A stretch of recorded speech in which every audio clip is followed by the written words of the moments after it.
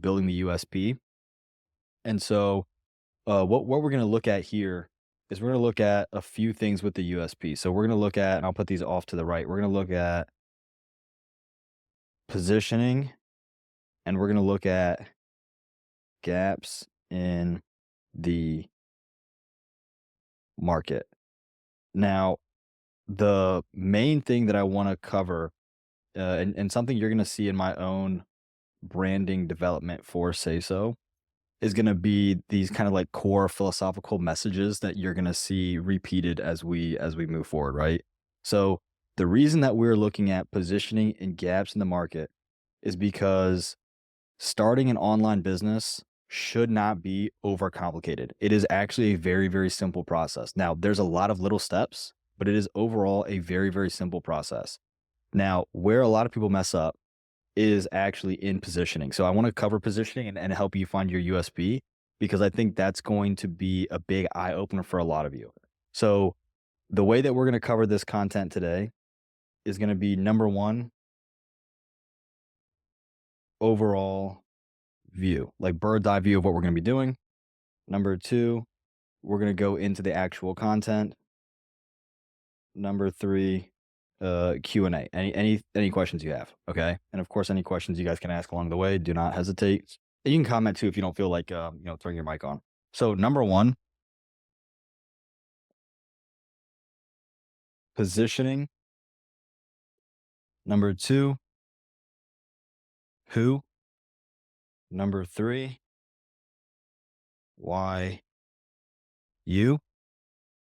And then number four, this is where we pick up into marketing, sales. Number five, onboarding. And we're not going to cover these topics. I'm just going to show you in relation. And churn. And you can even add in here upsells, really just the overall customer experience. And then number six, removing yourself more and more. So this is the ideal path or process that you should be going through, right? Now, for a few of some of you, these are the problems that will tell you, okay, I need to focus on my USP. If you have, and we'll put these in red so that way I have them off to the side. The problems that might tell you that you're struggling with this are going to be you feel unclear on what you're doing. So I don't know what exactly am I doing. Am I SaaS? Am I marketing? Am I software? Am I one-on-one? Am I done with you? Am I done for you? How much am I doing for you? I can do all these things. I have, think about how many, features high level has on its own. Think about how many skill sets that you're probably developing as you go through this journey. And you're like, well, you know, what do I offer? And more importantly, what do I, if I could spell, maybe I need to go back to spelling. What do I promote? Like, do I cover tags and automations and stages? Do I cover email cold marketing? Do I cover I can do everything, but what do I tell them I do? And then if I tell them everything, isn't my USP and my marketing messaging going to be unclear and noisy because I'm just throwing all the stuff at them? I do this and this and this and this and this, right? So if you're feeling unclear on what you do, what you offer, what to promote, that's problem number one that you'll see. Now, if you don't recognize this problem, another problem that you might recognize that you don't realize is correlated directly to this is just bad marketing metrics, which can also look like you feel like you have to force clients to join. You have to convince them, no, this is really what you need. No, this is really, and you're having to like push it. No, like really, really. And then because you can't convince them, you go, hey, I can't convince you. What if I do it for really cheap? What if I do it for really low cost, right? What if I make it free for forever? And you're doing me a favor and I'll pay for everything, right? And you just continuously negotiate against yourself. And another really bad one is high churn because you have bad marketing. You have to force clients, and because you have to force clients, they're going to leave within 30 to 60 days, maybe 90 at the most, right? Not because you're bad at what you do, but because it doesn't correspond to what they're looking for. It doesn't correlate to the problems they're having. So what we're going to focus on in the next 15 minutes is going to be positioning, who you're serving, which is gonna be a very quick overview, and then why you. The why you, to be clear, why you is the actual USP. USP refers to unique selling proposition.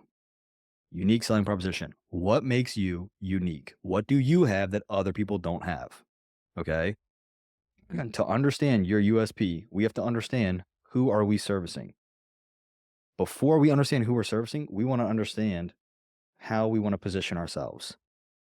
Now, you can flip flop one and two, but positioning comes before USP. You cannot say, I am unique without understanding what market you fall in.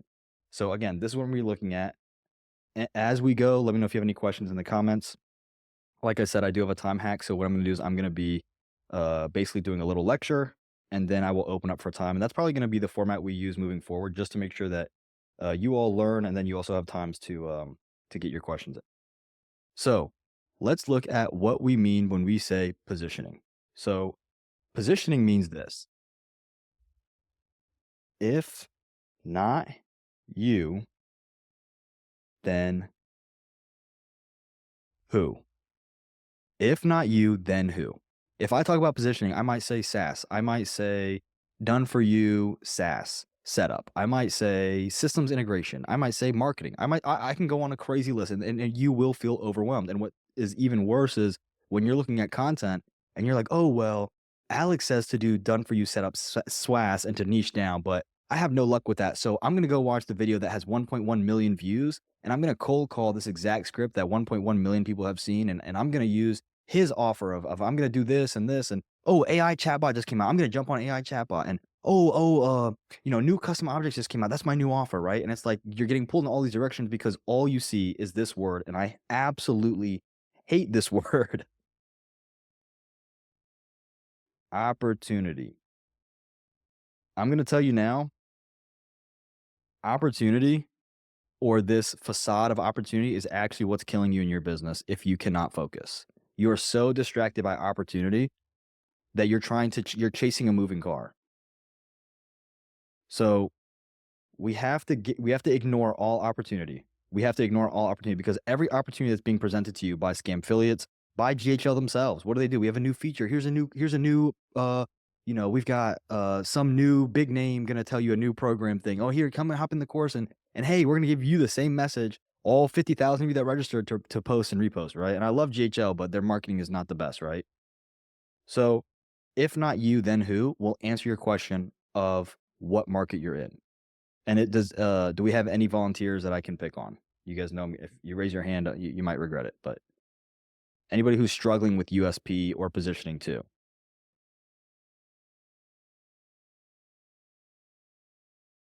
I'll be your guinea pig.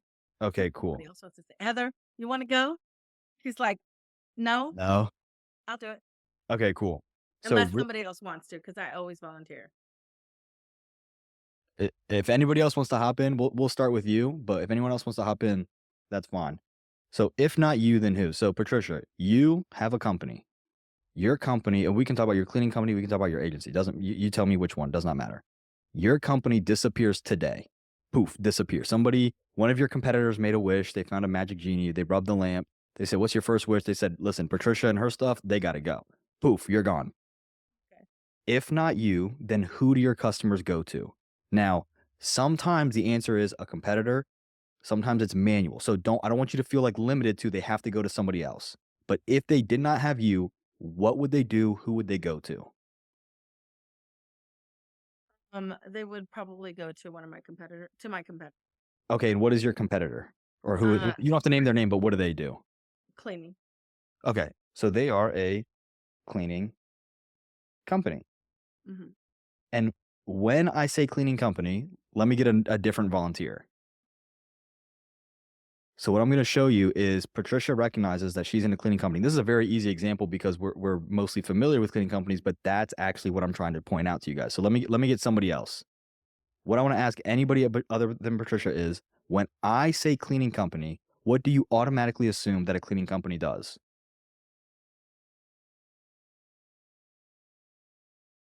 I think you might be muted, Heather. I got it. Go ahead. They clean. They a Okay, cleaning company to clean your house, okay, clean house, what else? We're clean brainstorming, your so I don't care if it makes sense. business, Okay, business. clean your business. They, toilets, windows. I don't know, everything I do. Okay, maybe like a deep clean Yes. to my level, right? She said everything I do. What else? Sometimes they carpet clean. Okay, carpet, maybe. Yeah, brainstorm. It doesn't have to be exact. It can be we're aiming for bullseye. It can be on the outer rims of the board. It does not matter. So, Steamy. okay, steaming, Shoot, I don't maybe know. laundry. Oh, yeah, that. Right. What else? What do you think, Omar? My car, Okay, clean car, maybe. So, right here, what we've identified is that when you position, people are going to have assumptions about you. Heather and Omar, appreciate you participating. You did exactly what I wanted. You have assumptions. Some you started with, clean home, right? Then we started to, Patricia's probably laughing like I'm not cleaning your car and doing your laundry. But we started moving further and further away from what they actually do. But the fact of the matter is that we just identified what customers expect you to do, right? And then we can go in depth and say, well, how would they do it? What's the level of clean? What's the level of customer service, right? We can go into it, right? But if not you, then who? So here's the alternatives. Now, let me get somebody other than Patricia. We'll come back to Patricia as well, but let me get somebody other than Patricia, anybody who's doing, who wants to use their agency as an example. Doesn't matter who. If you guys come to the calls, I'm going to pick on you. So basically what we do, right? So if we build websites, manage Google services, do logos and vinyl apparel is what I'm working with right now. Okay, so if you disappeared, Magic Genie appears, Evil Genie rubs hands together like the fly on the side of a drink, and they say Heather disappears. Poof. Mhm. What is the agency, company, person, process that they go to because you have no longer existed? Well, they'll go to the next digital marketing Okay, or so digital marketing. Now let me get somebody other than Heather. When I say digital marketing, what do you assume that we do? advertising, Ads? What else? SEO. sites, Website, SEO, maybe logo, chat, branding, chatbots, chatbots. What else? Anything else? automations. Maybe some automations. Maybe we can throw in form surveys. Anything else? There's no wrong answer here. Branding. Branding. I got branding. Yeah, what you said, Patricia? Blogs. Blogs. That's a good one. So notice when Heather says digital marketing, this is everything that a potential customer of hers is going to assume that she does.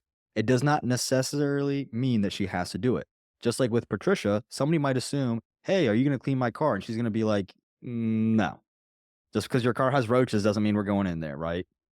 Sad, true story. I have seen that before, which is crazy. But anyway, the fact of the matter is that the minute that you identify the market you're in, your consumer base is going to have assumptions about you. Now, this is going to play to your strength if and only if you're positioned properly. Okay. Let me show you what I mean. Let's say I'll pick on Will. Let's say Will says, I run a SaaS agency, just SaaS. What do we think when we hear SaaS? We think do it yourself, maybe a clean UI, UX. Maybe they have their own dev team for faster updates. Maybe they have a mobile app. Maybe some kind of like a support community, like a forum. I see a lot of like newer SaaS companies. They'll have like their own Discord channels, right? Or maybe like their own communities on some kind of platform. Maybe help docs. But then let's say Will says, "Well, hang on, I don't do that stuff. I do more of like done for you systems integration, right?" What happens if now, and you guys know how good I am at drawing. Now we have this customer, and he comes up and goes, "Oh, I like this idea," right? I like that idea of everything that you said you do. What's going to happen when this customer then gives Will money and sees that this is in fact not what he does? What's going to happen? He's going to have bad reviews, poor fulfillment, which leads to bad reviews. He's going to have low or high churn. He's going to have low customer satisfaction. He's going to have zero case studies. So when we're talking about positioning, a lot of what we've covered so far is a lot of tonality, right? We've covered like high status, yet approachable, high status, yet humble, calm, dull, right? That's always what I use in ChatGPT, right? But we need this piece, which is what a lot of people are messing up, to be very reflective of what we're actually doing. Because again, your buyer is going to have assumptions about what you do right off the bat. If I say, I've got a brand new phone, pause, phone, call, text, maybe full touchscreen, maybe cameras on the back, plural cameras, right? Maybe it has some cool capabilities, right? You have assumptions. If I then pull out Nokia, you're like, okay, well, you said no, new phone, and we're looking at, the thing from 1999 that if you dropped is going to, fall to the center of the earth, right? The satisfaction isn't going to be happy unless you're looking for old style phones, right? So if not you, then who will help you understand, number one, what space you're actually in. If they don't go to Will, they go to a marketer. If they don't go to Omar, they go to a coach. If they don't go to Patricia, they go to a cleaner. If they don't go to Heather, they go to a marketing agency. If they don't go to Henry, they go to a catering coach, right? So that tells you, ooh, this is the space that I'm in. And there's going to be different positions that you fall in. Like you can argue that a systems integrator might fall in line with, a conversion expert, right? Conversion rate optimization expert. So there's going to be a little bit of overlap. What we want to do is we want to keep it very, very simple, keep everything hyper focused. Okay. One position, one market, one subsegment of that market. So if not you, then who? So if we say something like, well, if they don't come to me, if they don't come to Alec, right? Let's look at Alec. If they don't come to Alec, for Alec, he likes to do systems integration. He likes to do conversion rate optimization. He likes to do, let's see, what else? Branding, position, and messaging. You could argue this is USP in and of itself. And he likes to make it very, very easy to use. So we'll just say systems integration for UI. Okay. We can argue UX too. UI UX kind of go hand in hand. So this is what I'm doing, right? My alternative would be, okay, well, who are they going to go to? You can argue it'd be a conversion rate optimization, but there's a systems integration. So maybe it's like, workflow expert, something like that, right? So then when I say workflow expert, what do you think I do that is not listed here? Probably not too much, right? Systems integration makes sense. CRO, you could say like, set up the automation software, which we do as well. But you can see how it's telling me what people are going to assume about me. Okay. So if not you, then who? And of course, if you remember in the beginning, we said step one was positioning. Step two is who are you servicing? So who are you servicing? That's going to be your niche. You can have that come first. You can have that come second. If you're already in business, what I would say is start with positioning. If you are not in business yet, start with niche and then positioning. Okay. So who do I want to service and what do they need? So for example, it'd be really aggressive to say, well, I want to help home-based contractors or contractors that work on people's homes, visit their homes, right? Cleaners, maybe painters, maybe contractors, hardscape, landscape, right? Construction. Well, it would be really silly to say, well, I'm going to go compete with every SaaS platform out there because you're going to get buried, right? You could hyper niche down. There's a software called Paint Scout, right? Paint Scout is for painters, so it's kind of competing with Jobber and saying, hey, we're going to take a subsegment of the market. So that's a smart move. But for us to come in and do that, it's going to be pretty aggressive. So maybe that's not the route to take. Maybe I want to help them with setting up. Maybe I'm a workflow expert. Maybe I'm in the other one could be like, uh, you know, insert space, growth partner. Maybe I'm helping them with their systems, their setup, their backend, everything. Maybe I help them franchise, right? And so you can find names based on who they would go to as opposed to you. But here's what's interesting. How does this correspond to, like, why do we care about positioning relative to the USB? So once we answer if not you, then who, we can understand who, what is our alternative. Because again, and this is what I'd like to do if you're, not familiar, I like to have step 1 tied directly into step 2. So if not you, then who? Who or what is our alternative? And what do they do? So now we're going to get into USP, and this is going to be the exercise, and you'll see this one goes pretty quick. So here's the table that I want you to make. You can do this on paper, you can do this on pen and paper. You can do this on a Google Sheet, which is what I would prefer. You can do this on a whiteboard. If you want, throw a bunch of hot cocoa powder on the ground for the holidays and draw, finger in the sand kind of thing. Who cares? But this is what you're gonna do. You're gonna write this: them, me, benefit, why. This is what you're gonna write, and this is gonna be a table.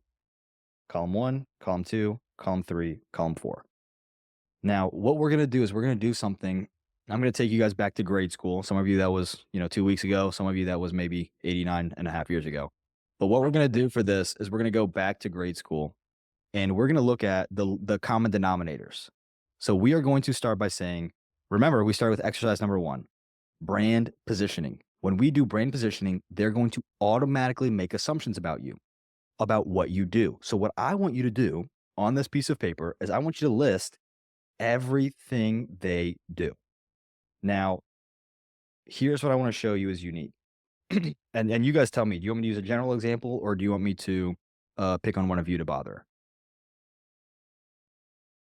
I'll start general, and then if you guys are lost, I yeah, was Will, gonna do you want to say, do one? if you want to pick on me, All right, well, let's do it. So Will, what is your brand positioning from what we just spoke about? so right now I'm just mainly doing websites. So, making websites for the $97, and I, I guess, I guess I would consider myself a website maker. Okay, I don't know if that's what I want to be known as, but right now it is. so good. So number 1, the brand positioning, you're not locked in. Okay. Apple started with computers and they moved, right? So you're not locked in. The position can evolve. I don't want you to feel like I've got this is an arranged marriage from day one because you'll go crazy, Yeah. right? Yeah. So I like that you said that because you're 100% right. You're not locked in. Let's start with website development, right? Now watch this. You say website development. Somebody else tell me everything you think Will does because he just said we design websites. SEO, Okay. Maybe SEO, like on page. marketing, social media. I probably wouldn't say social media for websites, but I would say SEO on page. What else do we say? Maybe some blogging. I think that's one you said earlier, Patricia. What else? Community You said or say that again?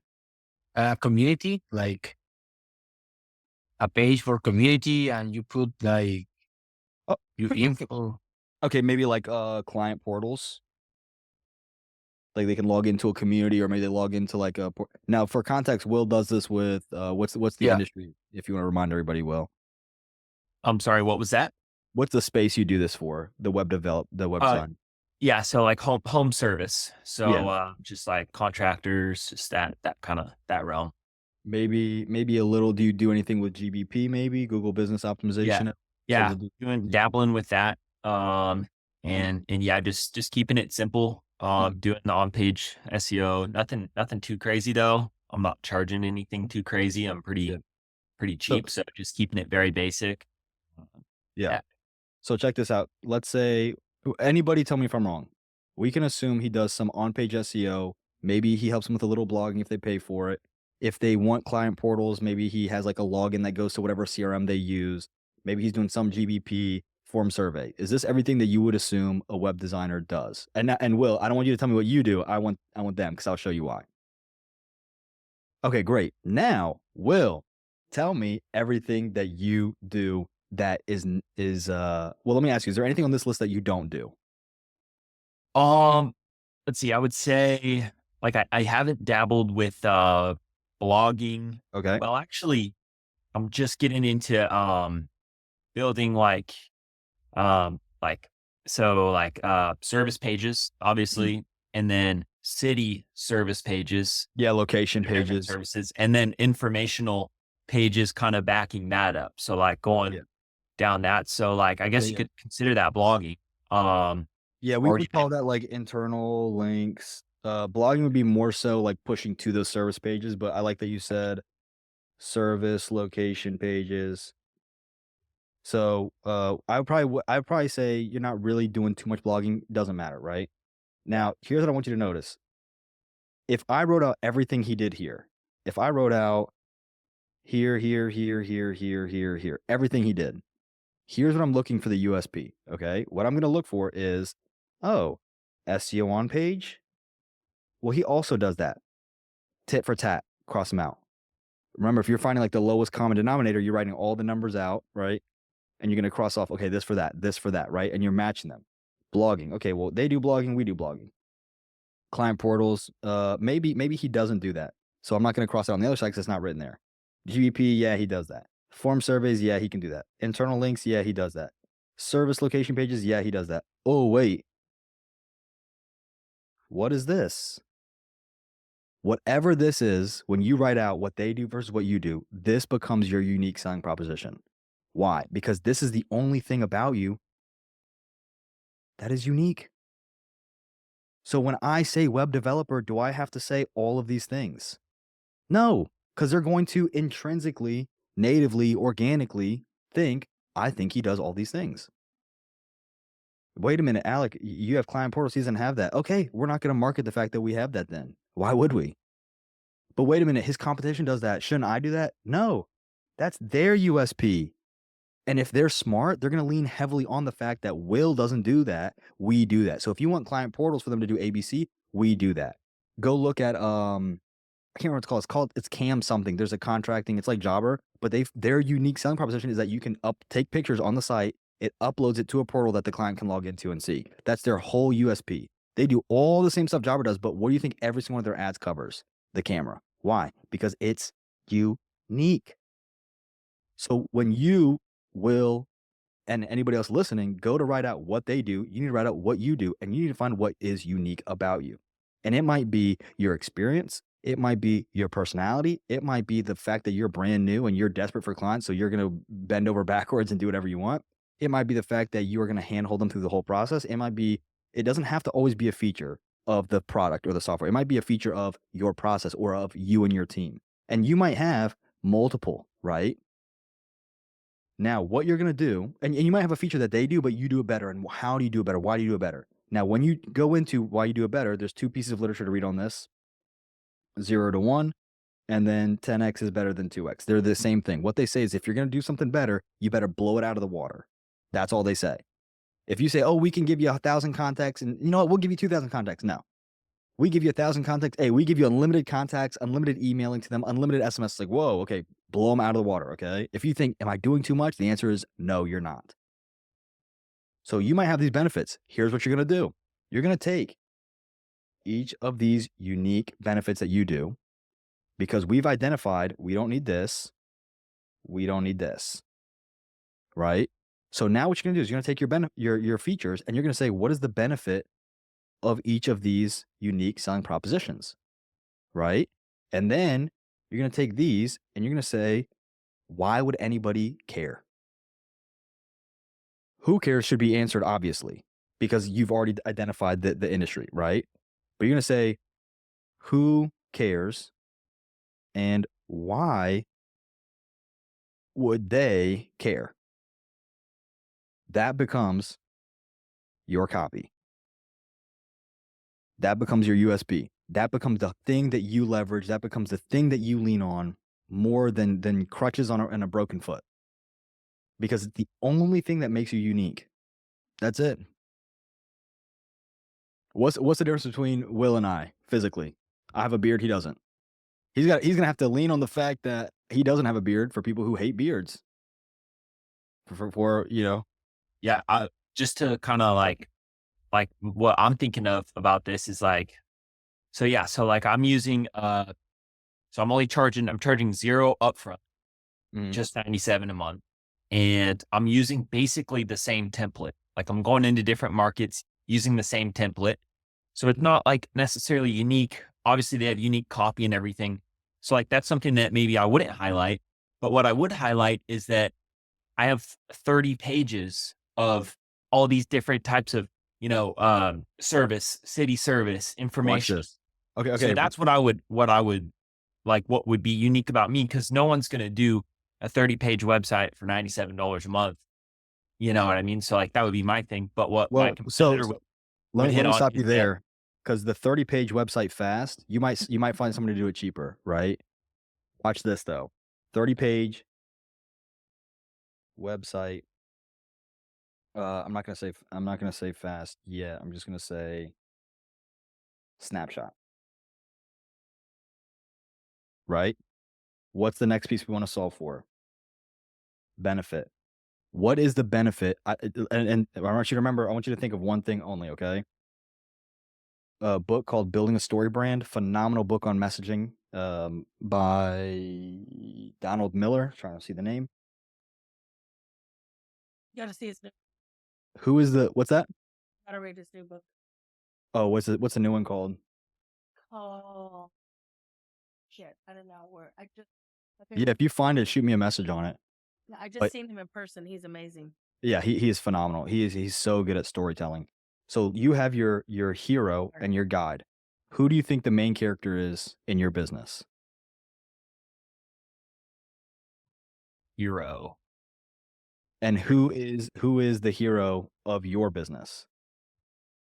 Um, that would be, that'd be I'll like, make it easier for you. Is it you or is it your customer? it's, it would be, I don't know actually. So I the mean, answer is Customer. the customer. yeah. Everything has to be about the customer. If you want to make a ton of money, do you guys know, this is a trick question. Do you guys know the number one most important metric in a business? Most important metric by far. Nothing compares to it at all. Customers satisfaction. Very close. You're very, very close. Anybody else want to take a guess? Fulfillment. It is customer something. Attrition. Customer Retention, churn. retention. Retention. Relationship. Everything is a Yeah. symptom of relationship. If you have a good relationship, they're paying you, they're staying. So if they're paying you, cash flow. If they're staying, churn is reduced, CLV is increased. Your ARPA is probably going to increase. Your average revenue per account is going to go up. You're going to have negative churn, which is where they're ascending into your usage package. That's the benefit of the 497 plan that people don't talk about. Rebilling is beautiful. If I have somebody who has 100 contacts and they move up to 1,000 contacts, I've just 10x'd my income on rebilling, right? The relationship is the number one most important thing, and every other metric is a symptom of your relationship. That's it. You're like, oh, what about the team? Why should you take care of your team? Because they're going to take care of your customers. Well, what if I took care of my customer by myself? You can take care of maybe 1 to 2 customers. Who's done coaching and you're taking care of the client, waiting on them hand and foot? You can maximum, you've got 3 coaches or 3 clients before you're losing your mind. So you take care of your team, they take care of your customers. If you want to really take care of your customers, you got to really take care of your team because they're going to take care of your customers. This is the number one most important metric. So when we're looking at the benefit, why would anybody care about a 30-page website snapshot ready to go? And anybody can answer. I'm picking on Will to put him in a tough bind, but this is how we find his USP. I think it's gonna be. I think it's because it's gonna bring money in faster, in my opinion, Okay, why would it bring in money faster? because it's ready to go. And what is the benefit of it being ready to go for the customer? Mm, Watch this. If I tell you, hey, I'm going to build you a custom website, how long would you expect me to build that in? Give me a low to high. Low, maybe a week, at least a month. Mostly a month. I would say 4 to 6 weeks. So here's what I'll tell you. It's probably going to be closer to, from what I've seen, it's probably going to be closer to 30 days to 6 months for a custom site. This is what I see, especially if you're depending on how you're coding it, right? Anybody who's like 30 days, I know, yeah, I'm telling you, this is what I've seen every single time. This is about the range. And you're Will, right, 'cause I just got quoted that. yeah, there you go. Will, what is your low to high on this? Yeah, I mean, like so every website that I've made, it's been ready within a week. Like, Right. and nothing any longer. But like I said, it's not fully custom, but that doesn't That cost doesn't me matter because it's like that. customizable. I don't want it fully custom. I want it customizable because Yeah. fulfillment is faster. Yeah. You just told me that you can build a website in under 7 days. What is so that's the benefit. Now, last piece of the puzzle, why would anybody care about that? And when I say that question, if you're like, "Oh, that kind of sounds, skeptical, maybe a little, jerkish or tough." Yeah, I want it to be because if you can have an answer for that, you're dialed in. So like why would anybody like who cares? Why would anybody care about that, Will? And Well, anybody can answer, but why would anybody care? yeah, because I mean, my whole thing is like if they don't like it or if it doesn't end up working out for them, like I'll just refund them. And so But like that's more of a guarantee, right? but like they'll get it immediately and like they'll determine if they're able to basically determine if they like me or not pretty fast. And they Okay. get it and they see it work for them. And so I guess, speed, like return on investment and it's way more low effort than like this entire drawn out process where you're communicating back and forth, I would Yeah. say. Now check this out. You just told us from the seller's point of view, and that is the hardest point of view to get rid of because that's your point of view. This is why earlier this week, it's not a coincidence that I said, "Hey guys, tell me everything you love and hate about this program." Because I am from the point of view of like, well, this is what you guys need, but I don't know what you guys need because I'm not you. So now everybody but Will, what is the benefit? Like, why would you prefer a 7-day website over a 30-day website? If I said exactly what you wanted within 7 days as opposed to 30 days to 6 months, why would you care? And it's gonna be really hard for you guys to answer because we're all marketers and GHL people. So we're all like, "Oh, well, I can fulfill fast. I can do this fast." It's like, "Yeah, but why does the customer care?" When we solve a problem, and again, that's in Building the Story Brand, really, really great book. You have 3 problems: external, internal, philosophical. External would be, what is the problem that he's solving here? It's a super easy, don't overthink it. Just like that, word vomit. What's the problem he's solving here with a website in 7 days? Need a site fast. When someone does not have a site and they need a site fast, and I'll help you out with some other examples. What is something that you've needed yesterday and you didn't have and you needed it badly and you had to wait and it was a painful wait? What was the internal feeling you had? Well, if I don't have this, what's going to happen? If I don't have a website up for my business, what's going to happen? I have nowhere to send my customers. Loss of money. Lots of money. What feeling does that give you? Anxiety. I was writing it as you said it because I already knew where we were going, right? That's it. It's anxiety. Mm, How many billion people on this earth? How many billions of different experiences do we have? And yet we all have the same emotions. Anxiety. So anxiety is a feeling, and we're going to attribute this feeling to mm, a villain, yeah. which is going to be this character.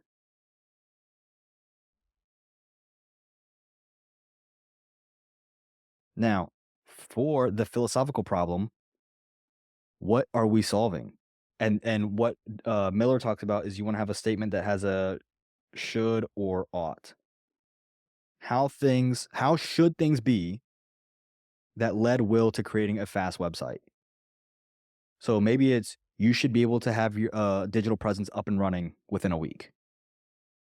What's the more philosophical piece behind that? You should be able to get what you paid for fast, right? We'll talk about a fast ROI. You should be able to have a system that can start generating you money fast. You should not have to wait on tedious code to build a website in 2025. Remember, we're not locked in. We can have this be an annual thing that we update, right? But the philosophical piece that we're looking at, from what I'm understanding, is you should be able to launch your business online fast. Maybe that's where we're starting. And we can brainstorm it. I'm obviously trying to run through it because I'm already over the 20 minutes. But you can brainstorm it, but this is what we're trying to do, right? This is your philosophical problem that you're trying to fix. Now, Will, you are the guide because you are helping them fix these problems. If you want to be the hero of your own story, perfect. Everyone's your own hero. Everyone's the main character. I don't care what kind of mumbo jumbo you tell me. You're all your own character. But in the company, if you want in your own life to be the hero, in their company, you have to be the guide. They're lost without you. Now, the villain, what is causing anxiety? The villain needs to be the opposite of what he just said. It needs to be the 30-day to 6-month waiting period. It needs to be who's causing this feeling of anxiety, of frustration. It's unprofessional web developers. That is who your villain. That's who you need to villainize. Unprofessional web developers that charge way too much for something that really isn't going to be the one thing that makes a difference in your business. And what's funny is this could be your micro offer that leads into 10, 20, 30K website builds. But we just want to get them up fast. We'll worry about scaling later down the road. Scaling isn't just more money. Sometimes scaling is assets, resources. I went from a push mower to a riding mower. I went from cutting hairs with scissors to, razor blades and clippers and a whole set, right? I went from detailing in my car to having a shop. You can scale assets as well, but you want to start online fast, or maybe it's accessible. Hey, you shouldn't have to pay. Maybe that's your philosophical problem that you're solving. You should not have to pay $10,000 for a website. You shouldn't have to pay an outrageous amount. Well, what if I can substitute the money? You should not have to pay a month's revenue into a website that isn't going to even convert. Now, the upgrades, you can go into, there's another book on the upgrades, demand side sales. Basically, it's just saying, like, what does the customer want? And then those are your upgrades. So maybe it's like, well, we want more conversion. So then you're going into websites that convert, right? And then you're going into your CRM. And like, what happens is as you're developing your brand around the customer, they will tell you what they want. And that will, when they tell you what they want, you will adapt your features, which will help your benefits, which should tie back to solving their problems, which will enhance and actually deepen your philosophy. Because you're going to go from, you shouldn't have to pay a lot for a website, to things like, having a digital presence shouldn't be restricted to Fortune 500 companies. Oh, so it implies budget, but not cheap, right? So things like that. So this is how you identify your USP. And then you need to make sure you're solving these kind of problems, external, internal, and a philosophical one. And if you don't have a deep philosophical one, who cares? Just start simple. And then you too can scale up, right? But this is how you identify your USP. And what you're going to do, what you have to do is you have to lean on this. Your headline needs to scream, we do this. Internally, it's going to solve what problem? You don't need to address it directly or out loud, but it's going to solve this problem. But this is the problem that you need to, what is the external problem? And think about this, who needs a site fast? What kind of contractor needs a site fast? And then that's where your problem agitating comments come into play. But this is, and again, a great book on this. I'll go ahead and clear this out. Some really good books. Positioning, obviously awesome, by Dunford. Building a story brand by Miller. And then demand side sales by, let me get the name, Moesta. I don't know if I'm butchering that. Moesta. Great. And what's funny, I'll say this and then I'll stop yapping. what's funny is if you start reading, it doesn't have to be the books that I recommend you. You don't need to go to Alec through everything, but if you read just the books I recommend you, you're gonna see a lot of things that you're like, oh, Alec talks about that 24/7. Oh, all of these people. You know what's funny? If we do a Venn diagram of all the different books, every single different book or whatever, this middle piece that every single one of them overlaps is the customer as the center. Every single time. I think it's in every industry too. Like all those books you've mentioned are all books that we've read, and I'm in a total different industry than you are. Like Yeah. every single book you've ever mentioned, there's probably only been like one or two that hasn't been done by the coach that is in the cleaning world. Think about I went to my wife's battery died in her car the other day. I go to the shop. I'm like, hey, is this the problem? They said, no, it looks fine. Next day, go in, start the car's dead. I'm like, all right, let me take it back to the shop. So I take it to the shop. He's like, yeah, the battery's just old. It's showing here, but it's actually just old. Let's swap it out. Great. Go into AutoZone, buy the battery. The company will actually come out and install it for you, right? If you buy the battery there. The lady gets the battery and then she picks up a car freshener. I didn't pay for a car freshener, but she takes out a battery and puts a car freshener in the car. I'm the customer. She makes it all about me. Oh, we'll do it for you. Really easy peasy. You come to us, we help you. She's the guide, or AutoZone is the guide, but she's the reflection of that guide. And she takes it a step further because it's about you and you're in the car. Here's a little tree for you. And you're thinking, oh, that's just simple. But she didn't tell me she was going to give me that. I didn't assume, right? I work at AutoZone. I'm going to replace your battery. When she said that, I didn't assume she's going to give me a car freshener as a piece. But that's what made a great experience. And if you want a consistent experience, you put that into your SOPs of every time somebody spends more than $200, you go and you put a car freshener in their car. And that's how you franchise that kind of a good experience, right? And I'm not going to get into that because you guys know I can go on for hours and hours. But definitely went a little bit over. Really, I want to say I apologize for that, but I feel like it was a really fun call.